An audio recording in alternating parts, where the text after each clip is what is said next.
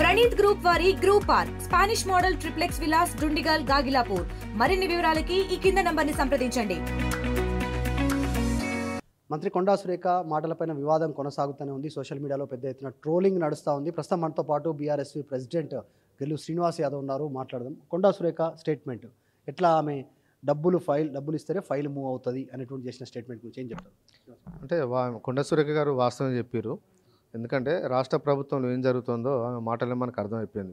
పైసలు లేనిదే మంత్రులు ఎవరు పనిచేయరు అనే విధంగా ఆమె మాట్లాడిన దానిలో వాస్తవం ఉన్నది. ఇవాళ రాష్ట్ర ప్రభుత్వ పనితీరుకు, ముఖ్యమంత్రి గారి నాయకత్వంలో మంత్రిమండలి పనితీరుకు కొండా సురేఖ గారు ఇచ్చిన సమాధానమే దానికి జవాబు. ఎందుకంటే దాని మించిన ఇక ఎండార్స్మెంట్ ఏముంటుంది? స్వయంగా ఒక మంత్రి చెప్పారు, మంత్రులు పైసలు తీసుకుంటే ఎవరు పనిచేయరు అని అంటున్నారంటే ఈ రాష్ట్ర ప్రభుత్వం ఎంత అవినీతి జరుగుతుందో కొండా సురేఖ గారి మాటలనే మనకు తెలిసిపోయింది. కొండా సురేఖ ఒకటి మన క్లారిటీ ఇచ్చే ప్రయత్నం చేస్తున్నాం. నా మాటని వక్రీకరించారు అనేటువంటిది అది బీఆర్ఎస్ మిమ్మల్ని మీ పార్టీ పైన ఆరోపణలు చేస్తూ ఉన్నటువంటి పరిస్థితి సోషల్ మీడియాలో జరుగుతుంది. అంటే మేము పెట్టి చేంజ్ చేసినాం ఏందేమన్నా?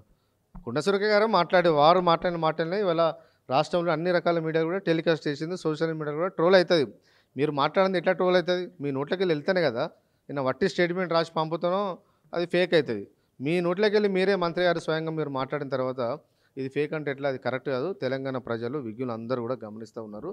ఈ రాష్ట్రంలో మొత్తం పర్సెంటేజ్ల పాలన నడుస్తుంది. ఇవాళ పని చేయాలంటే భయపడుతున్నారు.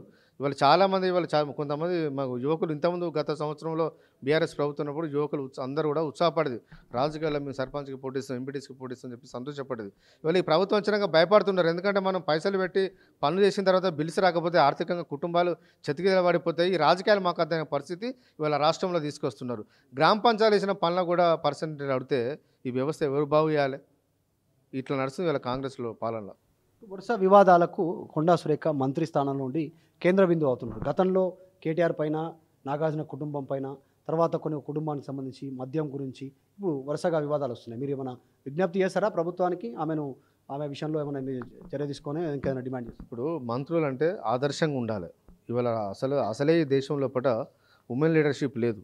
ఉమెన్ లీడర్షిప్ అంటే ఉన్న వాళ్ళని చూసి ఇన్స్పిరేషన్గా తీసుకోవాలి, ఆదర్శంగా తీసుకొని రాజకీయాలకు రావాలని ఒక ఆలోచన ఉండాలి తప్ప ఇవాళ మంత్రులే ఈ రకంగా వ్యక్తిగతంగా పబ్లిక్లో సరైన కామెంట్ చేయకపోతే ప్రజలకు ఆదర్శంగా ఉండాలి తప్ప ఇట్లా ఇష్టం ఉన్నట్టుగా మాట్లాడితే ఎవరు ఆదర్శంగా తీసుకుంటే ఎవరు రాజకీయంగా ముందుకు వస్తారు? ఇవాళ వీళ్ళని చూసి చాలామంది మంచి వాళ్ళందరూ, మహిళలందరూ కూడా రాజకీయంగా దూరం పోయే పరిస్థితి ఉన్నది. కాబట్టి మంచి వాళ్ళని మీరు క్యాబినెట్లో పెట్టుకోవాలని చెప్పి వాళ్ళ ప్రభుత్వాన్ని మేము డిమాండ్ ఇస్తున్నాం.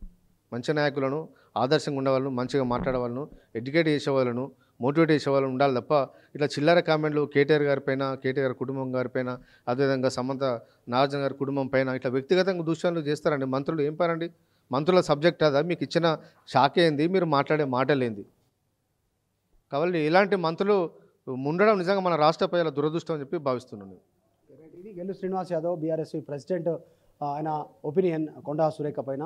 ఎందుకంటే ఆమె గతంలో చేసినటువంటి వ్యాఖ్యల విషయంలో కానీ ఈరోజు ఆమె మాట జారినటువంటి విధానం, ఫైలు మూవ్ కావాలంటే డబ్బులు తీసుకుంది, మంత్రులు పనిచేయరు అనేటువంటి చేసిన స్టేట్మెంట్ ఆమె తర్వాత వివరణించే ప్రయత్నం చేశారు. కానీ పెద్ద ఎత్తున సోషల్ మీడియాలో ప్రచారం జరుగుతూ ఉంది. దీనికి సంబంధించి ఇది వెర్షన్. వీడియో జర్నలిస్ట్ జ్ఞానేశ్వర్తో మధు మల్కేడ్కర్, హైదరాబాద్. మరిన్ని వీడియోస్ కోసం ఛానల్ ని సబ్స్క్రైబ్ చేయండి. లేటెస్ట్ అప్డేట్స్ కోసం వాట్సాప్ ఛానల్ ని ఫాలో అవ్వండి. ఆ లింక్ డిస్క్రిప్షన్ లో ఉంది.